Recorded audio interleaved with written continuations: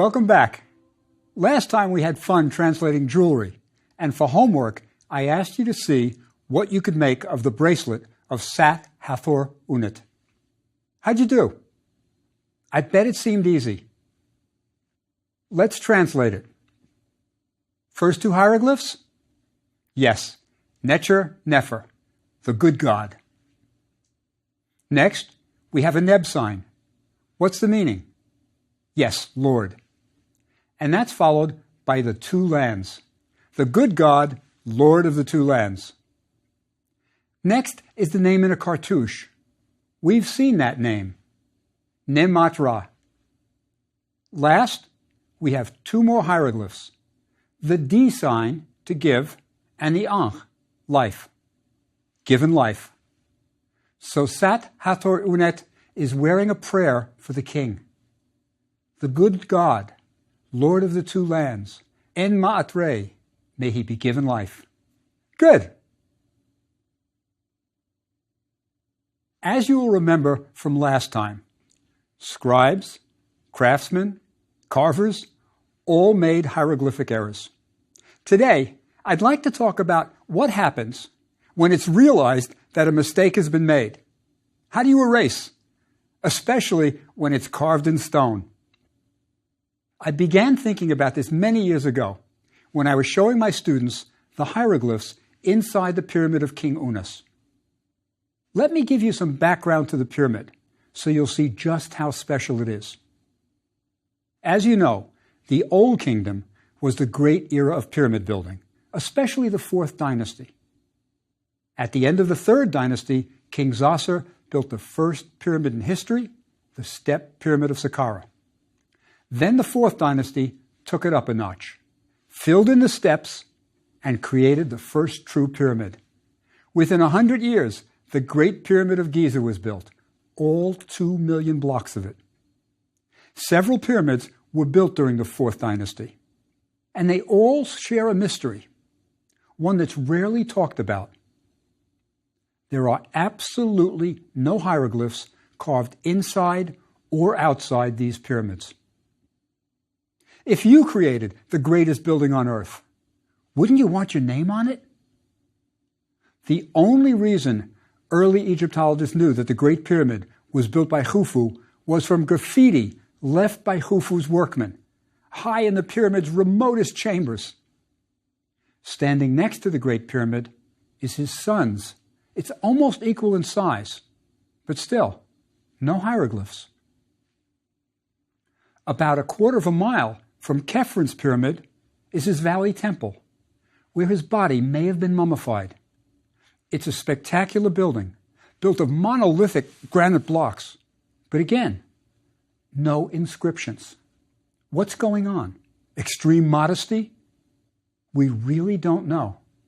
The absence of hieroglyphs is puzzling. But this brings us to the Pyramid of Unas and why it's so special. The pharaohs of the Fifth Dynasty had less wealth than the Fourth Dynasty kings and built smaller pyramids. The Great Pyramid is 480 feet tall. Fifth Dynasty pyramids are about 150 feet high. The last king of the Fifth Dynasty, Unas, built one of these smaller pyramids at Saqqara, about 20 miles from Giza. And here he introduced a real innovation. The interior walls are covered with hieroglyphs, thousands of them. The walls are faced with sheets of limestone into which the hieroglyphs were carved. Then, to make them stand out, the hieroglyphs were colored blue. The hieroglyphs are written inside long, narrow columns carved in the wall from floor to ceiling, each column forming a separate unit called an utterance. These inscriptions are called the pyramid texts, and they are magical spells intended to ensure Unas's immortality. The principle of magic is that the word is the deed.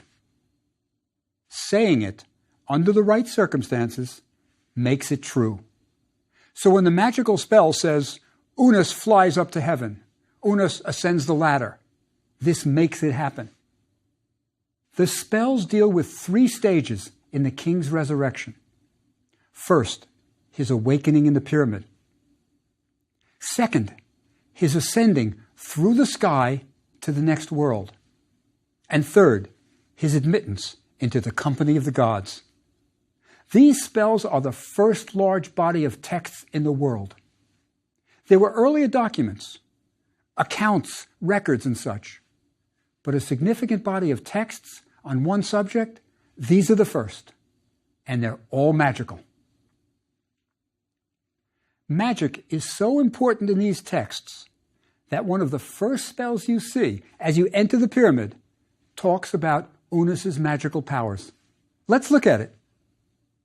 The language is Old Egyptian, a little different from what we've been learning, but we can make it out. Let's start with the outstretched arms. That's like our determinative for not to know, and also the way to negate sentences. The mouth R is a way of indicating the future. It's the negative future in the Old Kingdom. What's the next hieroglyph? Yes, it's the DI biliteral, the cone of incense. And it's the word to give. So it's not give.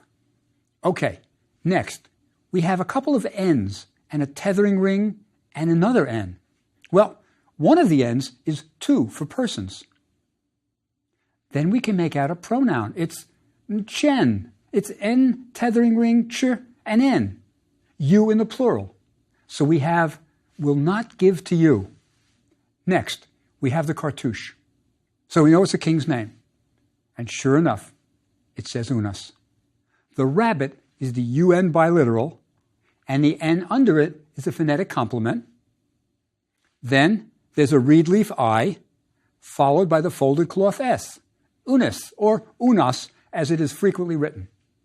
So, Unus does not give to you what? The next word is twisted flax H, and the ka biliteral. Heka. That's our word for magic. But notice what's right beneath it. A viper suffix pronoun. So it's his magic. Unus shall not give to you his magic. By putting it on the wall of his pyramid, Unus is making sure no one takes his magic. Isn't it cool that you can translate that? Think how far you've come. It wasn't long ago that you were just learning to write your name in hieroglyphs. There are more than 500 of these utterances. And what's maddening is that there's no clear logical order. The spells that deal with Unus awakening in the tomb don't come first, and they're scattered throughout the pyramid's rooms. The ones where he's accepted by the gods in the next world, they don't come at the end. But that's the least of our problems. What happened when a carver was happily chiseling a spell into the wall and realized he made a mistake? This was not so unusual. Remember when we saw this while we were translating jewelry? The Cha hieroglyph was misshapen. Often the carvers were illiterate. They were artists, skilled at forming the hieroglyphs, but they couldn't read what they were copying. The priest would give them the text to carve on the wall, and they would go to it. But sometimes they copied the same phrase twice. Sometimes they left something out. Then the head priest would come in to check the work. He could read, and he'd discover the error. What do you do? The good news is that the ancient Egyptians had the equivalent of whiteout. They could fill in the incorrect hieroglyphs with plaster, so the wall was smooth again, and then recarve the wall and plaster with the correct inscription. We know this happened often because over the course of thousands of years, the plaster has fallen out and we see the errors beneath the correct texts. About 30 years ago, I was with my students inside Unus's pyramid, and we were translating a spell. It was clear, but I noticed that next to it, on the same wall, was what seemed to be a meaningless jumble of hieroglyphs. We all looked at it for a while, and then realized what had happened. An error had been made, plastered over, and now the plaster had fallen out. Let's look at that spell. It starts off okay. On the top, I think you can see the bottom part of an Ankh sign. Underneath it, is the suffix pronoun viper. So we have he lives. Next, another ankh, followed by Unus's name in a cartouche. So it's Unus lives. This spell is ensuring Unus has life. But right after this, the trouble starts. The jumble of hieroglyphs I was telling you about. Let's try to make something out of it. Below Unus's cartouche are two hieroglyphs we can recognize. The water sign and the reed mat P. Now the question for you is, which way does this text read? Is it right to left or left to right? We haven't had to decide this often. We've been looking at printed hieroglyphs that have all read from left to right. Now, what about this text? How do we decide? Well, let's look at Unus's cartouche to see which way the rabbit faces. It's facing right, so this is a right to left reading text. Okay, that means the two hieroglyphs are pen. We know that word. It's this in the masculine. Remember, 10 is the feminine. We should note that the spacing of the P and the N is unusual. We've always seen it with the P on top of the N. Here, we have them next to each other, which just doesn't seem right. The N almost always takes up a full space widthwise. It alone should be under the cartouche. With the P next to it, things seem crowded. This is a clue that something went wrong. The hieroglyph below the this is the outstretched arms. This is the negation hieroglyph. Beneath it is what appears to be an N water sign over an owl with a T in front of the owl. Beneath that, very crowded, is a viper suffix. Let's see if we can figure out what's going on. We can recognize one word within the jumble. The word for death, met, remember? But as we've seen, this is a right to left reading text, so it really says tem, which doesn't make sense. The word for die would, however, make sense here. If we read from the top of the column, we should have, he lives, this Unus lives, he does not die. I think this is what was intended, but the scribe made a mistake, and the error had to be plastered over, something else carved over it. If we move 6 columns to the right on this wall, I think you'll see what I think was intended. Again, from top to bottom, we have he lives, this Unus lives, he does not die. But look at how the hieroglyphs are positioned. For this, the P is on top of the N, as it should be. It's not cramped like the recarved version. Then comes the he does not die part. But here, the T is below the owl and is followed by the F, clearly met, to die. The horned viper suffix isn't crowded here. All is well. Unus will live, Unus does not die. There are several other places in Unus's pyramid where the carvers made mistakes that were plastered over and recarved. In the end, it would have all looked perfect when Unus was placed in his pyramid, which had the magical name of beautiful are the places of Unus. The writing of one text over another is called a palimpsest, from the Greek, palimpsestos, which means scraped again. The Greeks wrote on both papyrus and parchment. Papyrus was made from the papyrus plant, and parchment from animal skins.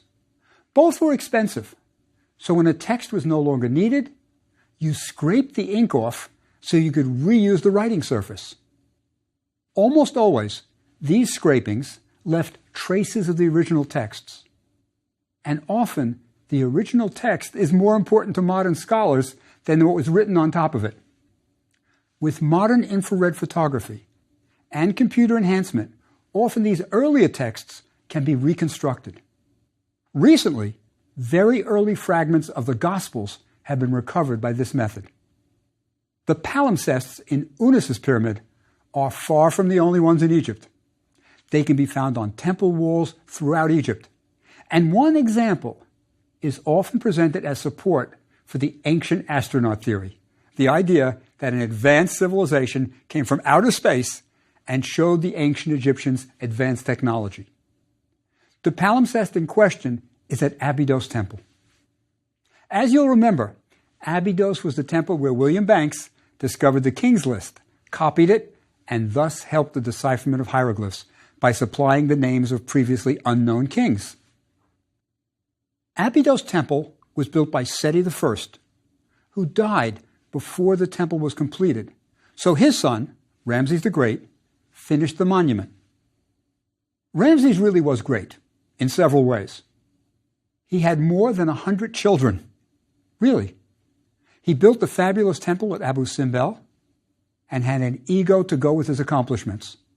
So when his father died, he completed Dad's temple, but in his own way and to his own glory. The temple originally had 7 entrances, so Ramses bricked up 6 of them so he would have additional surface area to carve his own inscriptions, proclaiming what a great son he was for completing Dad's temple. But that wasn't enough for Ramses. Inside the temple, he carved out many of his father's titles and cartouches and replaced them with his own. And this brings us to the ancient astronauts and their marvelous flying machines. Just inside the entrance to the temple is a hypostyle hall, which is a fancy term for a room where columns support a ceiling. Actually, the ceiling rests on lintels, blocks spanning the columns. One of these lintel blocks has become a pilgrimage site for the ancient astronaut theorists. If you look closely at the carvings, I think you will see what looks like a helicopter, an airplane, a submarine, and a flying saucer. It really does. The helicopter is in the upper left. See the rotor blades on top? And the tail to the left? To the right of the helicopter is the submarine. And beneath the submarine is the flying saucer. And beneath the flying saucer is the airplane, complete with cockpit. Its tail is on the left. All the ancient fleet is flying from left to right. So what's going on? I bet you've already figured it out. It's a palimpsest, created when Ramses recarved the hieroglyphs of his father's monument. Now that the plaster and overpainting has fallen down, we have a jumble of overlaid hieroglyphs that just happens to look like flying machines. If we look closely at the carvings, I think we'll be able to make out the hieroglyphs that make up the spacecraft. This is actually an overlay of the 2 ladies' name of Seti I and the 2 ladies' name of Ramses II. First, the name of Seti. The crucial part of the name, for us, is the part that forms the flying machines. The hand, mouth, and arm hieroglyphs form the word smiter. Next, we have a bow with the feminine T followed by strokes. How many strokes? Yes, 9. The 9 bows were the traditional 9 foreign powers that were enemies of Egypt. So one of Seti's names was Smiter of the 9 bows of the enemies. Now, if you look closely at the carving of the helicopter, you will see that the rotor blades are the top of the bow hieroglyph. Now, look at the submarine, and you can clearly see that it's basically the hand hieroglyph, the D. Beneath it, the flying saucer is given its shape by the mouth R. Now, beneath that, the airplane is composed of the arm hieroglyph with the shoulder forming the tail. The remaining details of the spacecraft are made up of the overlay of Ramses' 2 ladies' name. I think you can make out our word for behold. It's mech, the statue base M, the arm, and the basket K. Now this word mech also means protector, So Ramses is saying he is the protector. Of what? Well, look at the 3 hieroglyphs beneath Mech. The first is part of a crocodile skin and is the KM biliteral. Next, we have a city hieroglyph with the feminine T. This is the ancient word for Egypt, Kemet. So Ramses protects Egypt. But the next hieroglyphs say he oppresses foreign lands. I think you can see his arm holding a flail above the 3 foreign land signs. So Ramses protects Egypt, but oppresses foreign lands. Now, if we go back to the carving, we can see that the tail of the helicopter is supplied by the arm hieroglyph's shoulder. The flying saucer's tail is made up of the shoulder from the arm hieroglyph. Dropping down to the airplane in the lower right, we can see its cockpit is the T in Kemet. So that's how you build up an ancient space fleet, using only hieroglyphs. It's not an accident that people who believe in ancient astronauts can't read hieroglyphs. The palimpsest at Abydos was not Ramses the Great's only one. There's a very interesting one at Abu Simbel, Ramses' massive temple in Nubia, south of the first cataract at Aswan. Nothing like Abu Simbel had ever been built before. Normally, a temple was built out of blocks of stone. Abu Simbel is sculpted out of a mountain.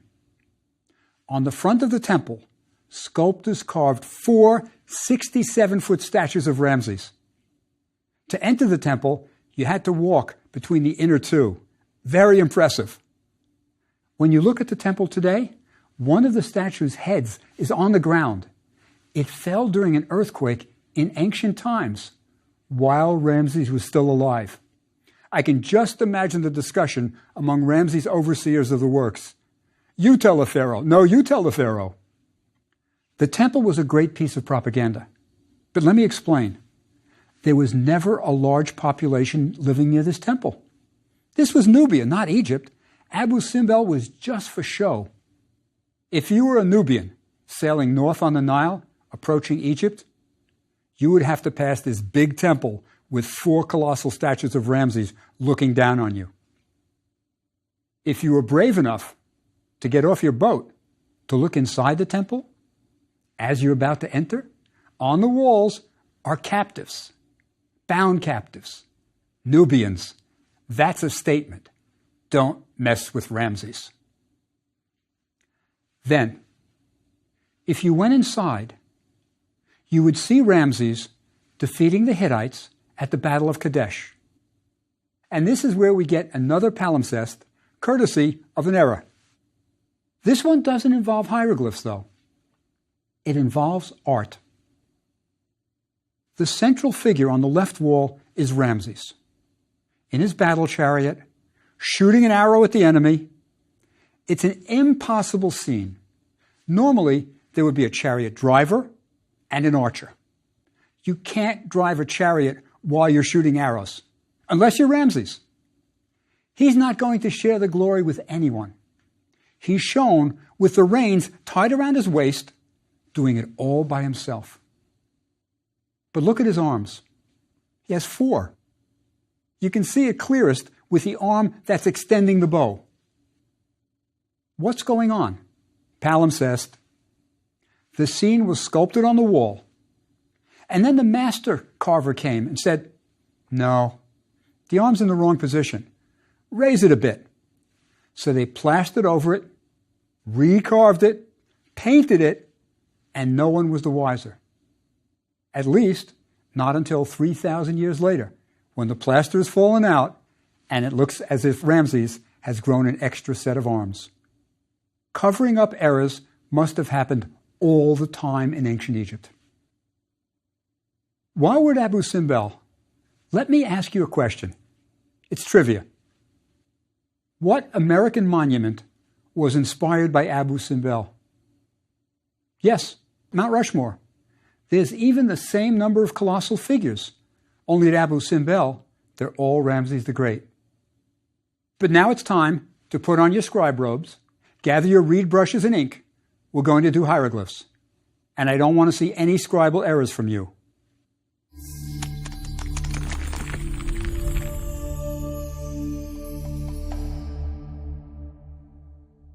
Today, I thought it would be fun to show you the hieroglyphic names for some of the places we've been talking about. Let's start big with Egypt. We just saw it in the palimpsest. It also means the Black Land. As I mentioned early in the course, Egypt was called the Red and Black Lands, the desert and the land along the Nile, the rich, dark topsoil along the Nile where everyone lived was the Black Land. Here's the word for desert, the Red Land.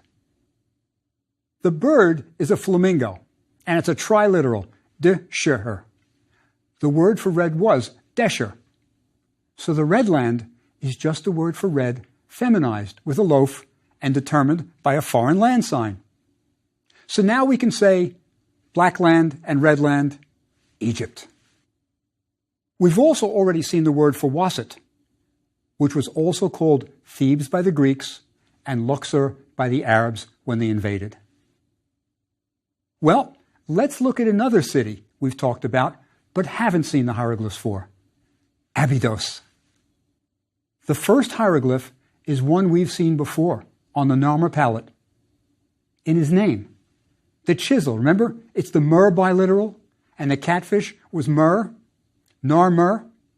Well, for some unknown reason, the chisel hieroglyph sometimes has the phonetic value of ab, as if you wrote a vulture and a foot, ab. Here, it's the ab of Abydos, actually abju, since the horizon hieroglyph is ju. The Greeks made it Abydos. That's the sacred city where Osiris was buried. Let's do another sacred city. Remember the first hieroglyph, the column or pillar in Uan triliteral? It was pronounced something like Iwunu. This was the own of the Bible. In Genesis 41:45, we are told, Pharaoh gave Joseph Asenath, daughter of Potipharah, priest of On. Once there were more obelisks standing there than in any other city in ancient Egypt. I think these obelisks are referred to in the Bible. In Jeremiah 43:13, where the prophecy is made of the destruction of the city at the hands of Nebuchadnezzar, king of Babylon. Here, the Hebrew used for the city is Beth Shemesh, temple of the sun. The prophecy says, there, in the temple of the sun, in Egypt, he will demolish the sacred pillars and will burn down the temples of the gods of Egypt. The sacred pillars probably refer to the obelisks. The Greeks called the city Heliopolis, Sun City. It's just outside modern Cairo, and there's one obelisk still standing. It's a Middle Kingdom obelisk of Sesostris I. It's in a quiet park on the island of Zamalek, just a short walk from the Marriott Hotel, a silent marker of a once great city. Sometimes Heliopolis would be written with the sedge plant at the end. This is a different city, and it means southern On, the other great sacred city, Thebes, or Wasit, as we know it. Let me show you one more Iwunu. We still have the column, but now we have a water sign N as a phonetic complement for the column hieroglyph. But most important, it's feminine. It has a T at the end. This is Dendera. Dendera was, of course, the city of Hathor with her fabulous temple. Now, today, you're not getting off without homework. Let me give you a few sentences to reinforce our place names. I'd also like to use the homework to show you something I mentioned earlier in the course, but I didn't reinforce with examples. Remember way back when I mentioned that the Egyptians often had non-verbal sentences? Sentences where the verb to be, you, wasn't written? For example, you might have a sentence like, we know the verb's supposed to come first, but it's missing here. We have to supply it. Since it's missing, it must be to be. The subject of the sentence is Ptah, which is singular. So we can translate the sentence as, Ptah is in his house. This is a non-verbal construction. In our exercises in earlier lectures, I almost always wrote the verb to be because I wanted to drill it into your heads that the verb comes first. Now that I know you know that, I'd like to give you for homework a few non-verbal sentences that include our new place names. In your translations, you will supply the is or are. Let's start with this one. Then go on to this. And our last hieroglyph to English sentence is this one. Let's do one English to hieroglyph sentence as well. Do it as a non-verbal sentence, though. Try, Tutankhamun is Lord of the Red and Black Lands. I know you can do it. I'll see you next time.